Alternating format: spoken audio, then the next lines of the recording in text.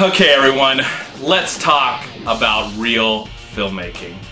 Oh my gosh. Tonight I have seen Gone Girl, one of the most anticipated films.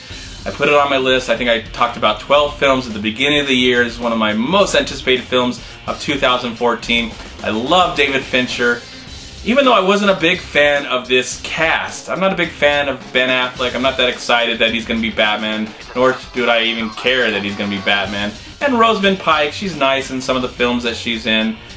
And I was really surprised actually by the supporting cast as well. I mean, Tyler Perry's actually in this movie. And I think that probably shocked a lot of people going into it. The fact that, you know, this man that is known for directing and writing his own films is kind of stepping away from that. I know he's been in some other people's films. He was in Star Trek and Alex Cross. But he's actually in a David Fincher movie. One of the greatest, if not the greatest filmmaker of the last 20-some years. He's been making films since 1993. And I've loved every one of those films, even Alien 3. Not a perfect movie by any means, and I think David Fincher even wants to forget he ever made it. But for a first film, it's not bad. And of course, since then, he's made amazing film after amazing film, been nominated for Oscars, and some of his films have even been nominated for Best Picture. With this new film, it is based on a book that, thanks to this movie, I would have never, ever heard about. So I'm glad that this movie actually got made, so I know now that there's a book called Gone Girl. And the same person that wrote the book also wrote the screenplay. I think it's her first screenplay she's ever written, and I think she's got some other books and screenplays in the works. With this film, of course, it stars Ben Affleck and Rosamund Pike. They play husband and wife, and one day the husband comes home and the wife is gone. What happened to her? Was she murdered? Was she kidnapped? See the movie, find out. I'm not going to try and explain anything or spoil anything. The less you know about this movie, the better. Unless you've read the book, then you know probably everything. I don't know how true it is from the book to the movie, but the less you know, the better. The less I knew about this film, what I was expecting, I didn't get at all. I thought I knew where this movie was actually going, and then it completely surprised me, shocked me. Oh my gosh, I am going to think about this movie for a very, very long time. Yes, there are some major stars in this film. We all know who's in this movie. And Tyler Perry. Tyler Perry, this is the best thing he's ever done in his entire career. To sign on, I don't know how he got the job, if he's good friends with the casting, or David Fincher himself in some director's meeting. Maybe they're best friends. The supporting cast in this movie is incredible, and I got my iPhone out here right now, so I'm going to acknowledge two actresses that are in this film. Everybody is really great in the movie, but there's these two actresses. One plays the sister, the twin sister of Ben Affleck's character, and her name is Carrie Coon. Oh my gosh, she was awesome. I've never seen her before act ever. Great, awesome actress, loved her to death. And then there's this detective that's on the case, and she is played by Kim Dickens. Now, I've seen her in TV shows like Deadwood and other shows and movies. She's an actress that you see in a lot of stuff. She was great as well. I would love, I know it's not going to happen, but I think if Tyler Perry got nominated for Best Supporting Actor, he would definitely deserve it. I doubt it's going to happen, but I would also be happy to see supporting actresses get nominated for this film from the actresses that I just met. And, you know, when this movie started, I was not really digging on Rosamund Pike. Her performance, I don't know, it just felt so fake. But as the movie went along, and with all the revelations and surprises that happened in this film, I loved her to death. And again, Oscar nominations all around for this film. Whether it'll win or not, or get nominated or not, it is all well deserved, because this movie takes risks. It takes chances. It goes places you never really expected. Unless you've read the book, then you know the whole story. Now, if anybody complains about the last 20 minutes of this movie, I will agree to a point with you somewhat. I understand that maybe this movie should have ended at a certain point, but I actually enjoyed the ending. And I thought the movie was going to end multiple times. The movie is 2.5 hours, and it is just incredible and shocking, sad, strange, manipulative. Characters are just going nuts, and just I can't believe what I'm just watching. I hate that I'm hyping up this movie, but at the same time I just don't care.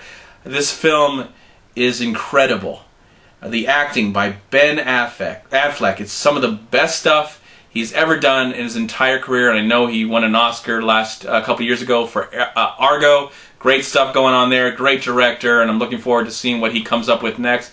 But I never really liked him as an actor until right now. His performance is so good. And so, to my surprise, thanks to his performance and Rosamund Pike's performance, this movie is actually quite hilarious too, in a dark comedy kind of way. I was completely shocked. I mean, it's a thriller, it's a drama. A lot of the movie is dramatic, but there's a lot of comedy that comes out of it thanks to the entire cast, even Tyler Perry. Best stuff he's ever done. Incredible work. David Fincher, we all know that he is a master filmmaker, a master storyteller, and his films look great. He's using some of the same crew that he's used in the past, cinematographers, editors, and the same guys who wrote the score. Of course, 9 Inch Nails, love 9 Inch Nails, love Trent Reznor, love Atticus Ross. They are doing some great work. They won an Oscar for The Social Network, and they also did the score for The Girl with the Dragon Tattoo, and of course they're doing the score for this. A very subtle score, just like those last two films. And I would love to see their score also get nominated for an Academy Award. Great score. Neil Patrick Harris is also in the movie, and wow, he was quite shocking in the film. I mean, where this movie actually goes, I was just like, I couldn't believe it. I was standing up to the movie gods and saying thank you, praying to them, and saying thank you so much for having this movie exist. For the whole idea, the original idea of the book. Now, I don't know how different it is from the book to the play, not the play, but the book to the movie.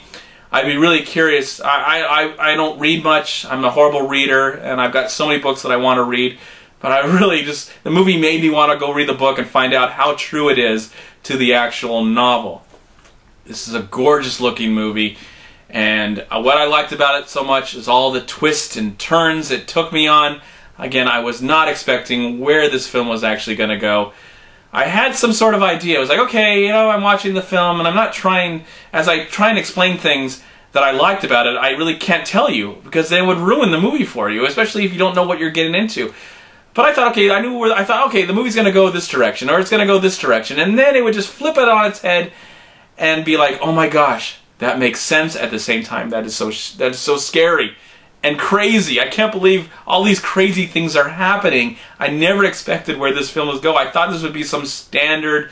I shouldn't have expected a standard. I knew it wasn't going to be standard, but I just felt like it would be a slight standard story when it comes to these marriage movies where, you know, some sort of person is accused of the murder or the kidnapping of somebody else. You know, I thought it would go somewhere, and it completely surprised me. Again, I should have expected that, but I'm glad I kind of didn't, because it just made the experience more memorable, more exciting, more fun.